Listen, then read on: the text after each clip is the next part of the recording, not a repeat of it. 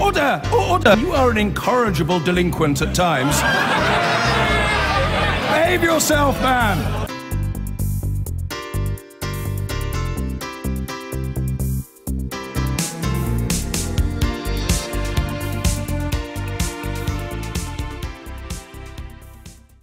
To the United States now, where the focus of the presidential election campaign has moved on to New York.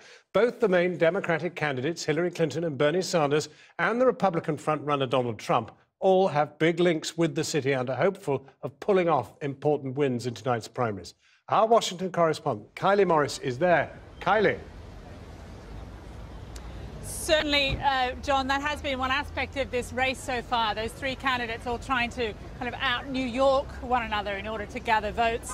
We'll have more on that in a moment, but firstly, perhaps helpful to recap where the race currently stands. Now, even though on the Democratic side of things, the race is tightening, certainly, between the Vermont Senator Bernie Sanders and Hillary Clinton maintains a formidable lead.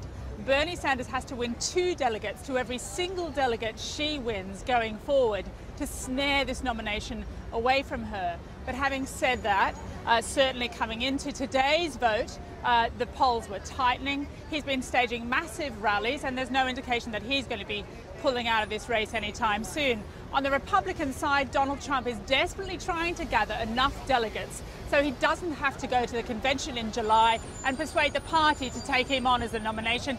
For him, every single delegate counts at this stage, and he's relying on New York to do that for him. This city is, after all, one that knows his name better than most. It's not only Donald Trump's campaign for president that's dizzying.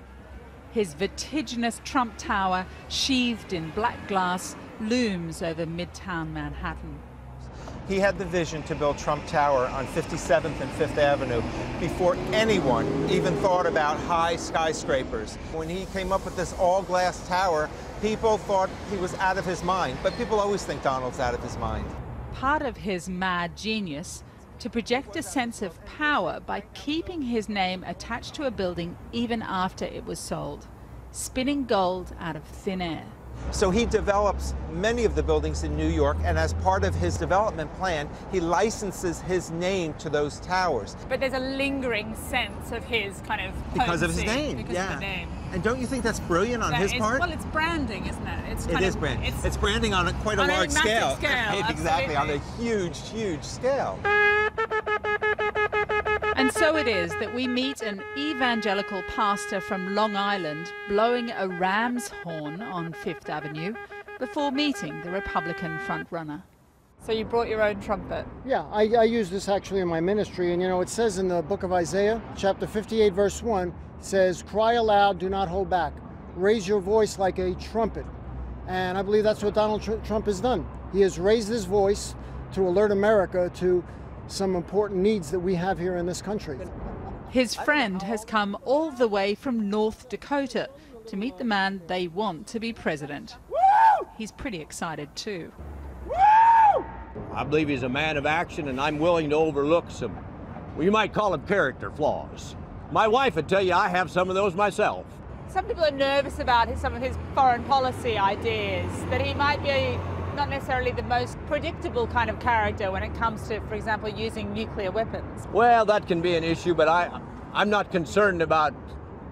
He's got some personality issues, but I think his judgment is solid. Do you know any other tunes? What is it? Any other tunes? That's a good one. You're getting egged on there, man. Okay, ready? Okay.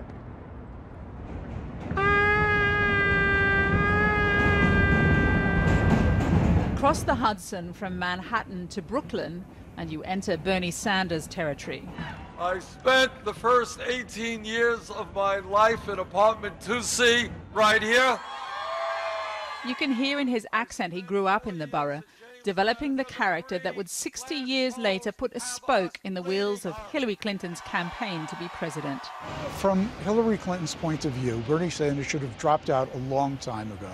But Bernie's childhood friend Steve Slavin says that's not going to happen. He trained alongside Bernie when they ran long distance at James Madison High School and imagines the Democratic race in those terms. Here she is, and she's, just maybe looks back, and he's there, and the first time she looks back, it's a little bit strange. He's still in the race. What is he doing there? How could he possibly beat me? What she does not understand about him is that he is still a long-distance runner. He's made a lot of mileage out of what goes on across the water on Wall Street in Lower Manhattan, attacking Hillary Clinton's relationship with the city's financial masters who are headquartered there.